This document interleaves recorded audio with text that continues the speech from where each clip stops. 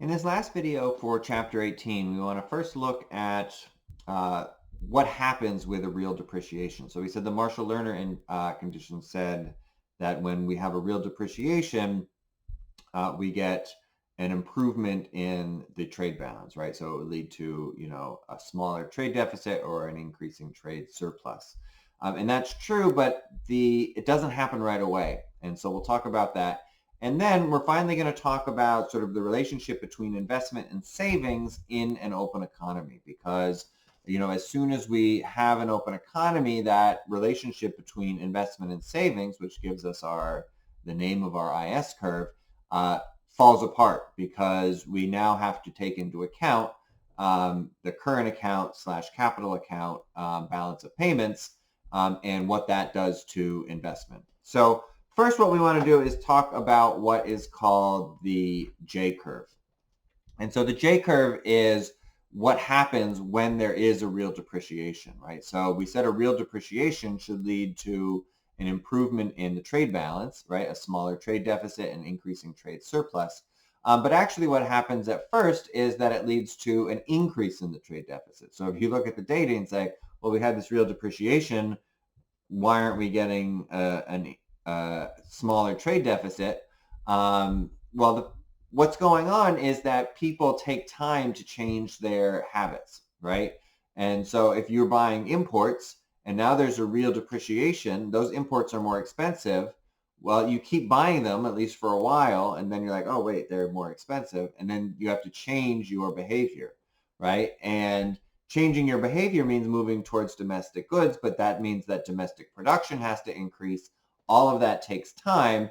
Eventually, exports increase and imports decrease, reducing the trade deficit, but it does take some time. So we'll look at that in terms of the model, and then we'll look at a little bit of data. So here we have our net exports, and on the vertical axis, right? So we have a trade surplus up here. We have a trade deficit here. 0 is the trade balance. And then we have time right here. So if we're chugging along at a trade deficit and we get this depreciation, then we're going to initially drop from A to B, where the trade deficit actually increases, right? The trade deficit gets worse. And the reason is that we're still buying those imports, but they're costing more. And we're selling the same amount of exports, but we're getting less. And so the trade balance gets worse.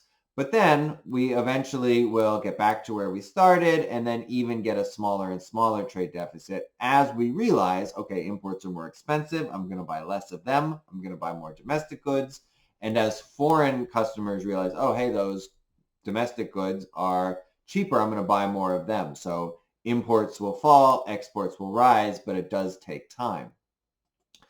If we see this, so we can look at the 1980s in the United States. So remember, we had that real depreciation starting in, sort of mid-1984. And what we saw is that the trade deficit actually continued to increase until about 1987, while, the depreciation was still continuing. And then starting in about 1987, the trade deficit got smaller. And so it went from about 3% of GDP down to about 1.5% of GDP. And so it did, we see this J curve in the data. Obviously, this was a very steep depreciation in the mid-1980s. So recall that in a closed economy, we said that investment has to be equal to savings by definition, right? And that includes private savings, which is just Y minus C minus T. And it includes public savings, which is T minus G.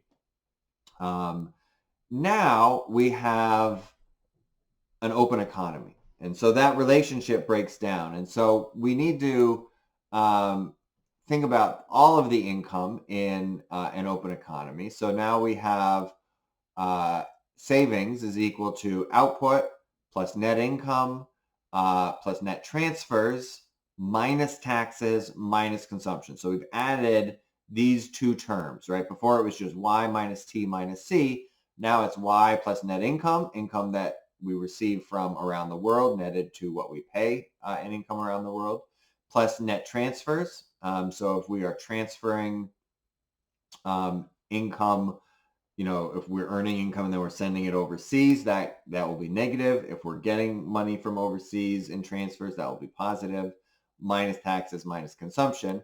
That has to equal investment plus the budget deficit, right? So government spending minus taxes.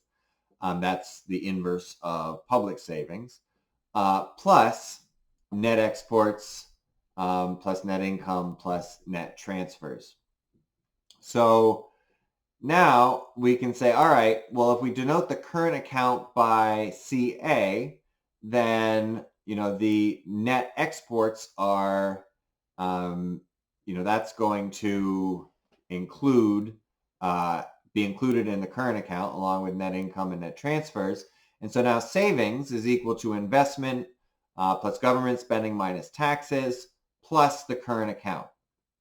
Or we could turn it around and say that investment is equal to private savings, S, plus public savings, T minus G, minus the current account.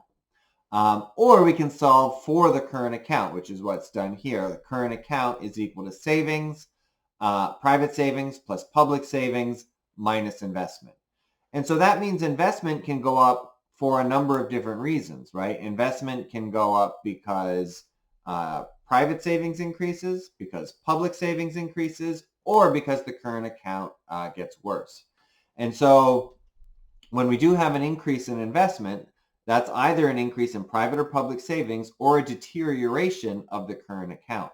And so this is, I think, important trying to understand the U.S. economy, where we've had, a negative current account balance, but investment has still been pretty high. And that's because, despite, negative public savings and kind of low private savings, and that negative current account balance leads to investment in the U.S. in terms of a positive capital account. We can also think about, a deterioration in the government budget, right? So either a lower surplus or an increased budget deficit. That has to either be reflected in private savings or a decrease in investment. Those are the same as we had on the closed economy, or else a deterioration of the current account balance, right? And so again, that helps kind of explain what's going on in the United States. So a country with high savings rate must either have high investment or a large current account surplus, or both, right? So if you're a country that's saving a lot, you either are investing a lot in that country, or you have a large current account surplus and you have a negative capital account, right? Because those are going to balance. So that's, I think, really important to keep in mind when we think about international financial flows, capital flows, and how they're related to net exports, how they're related to private and public savings. It gets to be a much more complicated picture.